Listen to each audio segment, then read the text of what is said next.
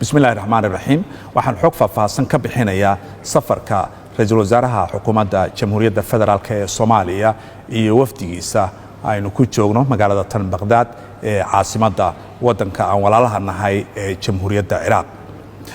safarka ra'iisul wasaaraha oo ah mid rasmi ah oo galay maanta maalintiisii labaad ayaa ra'iisul wasaaraha waxa uu kulamo isdaba jooga ilaa shalay ilaa maanta uu la lahaa madaxda ugu sareysa wadankan qaar kamida oo ay ka wada hadlayeen sidii loo xoojin lahaa xiriirka iyo iskaashiga soo jireenka ee u dhaxeeya labada shacab iyo labada dawladood ee Soomaaliya iyo Ciraaq. ra'iisul wasaaraha waxa socdaalkiisa uu ku saleysan yahay saddex arrimood oo muhiim ah waxaana ay kala yihiin midda koowaad xoojinta cilaaqaadka u dhaxeeya labada wadan ee Soomaaliya iyo Ciraaq gaar ahaan sidii loo cusboonaysiin lahaa isla markaana marxalad cusub loo gaarsiin lahaa xiriirka qotada dheer ee u dhaxeeya labada dawladood iyo labada shacab kuwaasi oo isugu jira arrimaha ganacsiga dhaqaalaha arrimaha bulshada sida waxbarashada caafimaadka kaabayaasha dhaqaalaha iyo wixii la mid ah. qodobka labaad waxa uu ku saabsan yahay arrinta amniga oo runtii ah arrin ahmiyad gaar ah ay siinayso xukuumadda dan qaran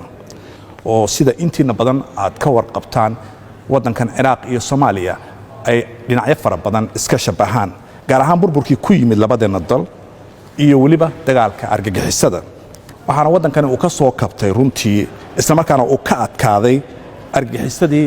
dagaalka ka waday halkan taasi oo marxaladihii adkaa iyo khilaafaadkii u dhaxeeyay dadkooda ay guulo waaweyn ay ka gaareen sida darteed maanta Ciraaq dhibaatadaasi waa ay ka soo kabatay waana ay ka adkaatay kooxihii argagixisada marka inaynu ka baranno duruus ama casharo arinta la xiriira ayaa ujeedku yahay iyo sidii labada wadan ay isaga kaashan lahaayeen arrimaha amniga iyo la dagaalanka argagixisada. qodobka saddexaadna waxa weeye in ra'iisul wasaare Xamse Cabdi Barre uu la wadaago mas'uuliyiinta iyo madaxda wadankan horumarka dawladda Soomaaliyeed ay samaysay muddadii labada sano ee ay jirtay oo ay ugu horeyso arrinta amniga oo runtii wax weyn laga qabtay dagaalka khawaarijta lagula jiro oo isna guulo waaweyn laga gaaray iyo sidoo kale arrimaha horumarinta dhaqaalaha wadanka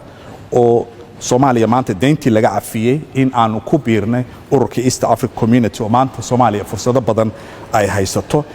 in arrimaha horumarinta bulshada xukuumadani dan qaran muddadii labada sano ay jirtay wax weyn ay ka qabatay arrimaha adeegyada shacabka la siinayo ee dawladdu ay bixiso iyo waliba guushii ugu dambeysay ee dawladdan ay xaqiijisay oo ah in xubin aynu ka noqono golaha amniga ee qaramada midoobay sanadka soo socda 2025 marka saddexdaasi qodob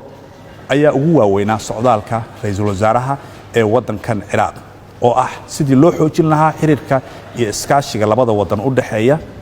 sidii arrimaha amniga looga kaashan lahaa oo dawladda wadankan Ciraaq mas'uuliyiintii ra'iisul wasaaruhu uu la kulmay oo uu kamid yahay dhigiisa ra'iisul wasaaraha wadankan mudane Maxamed Shiyac al-Suudani uu ballan qaaday isla markaana la isku afgartay in Soomaaliya gacan laga siiyo la dagaalanka argagixisada iyo sidii amniga looga saacidi lahaa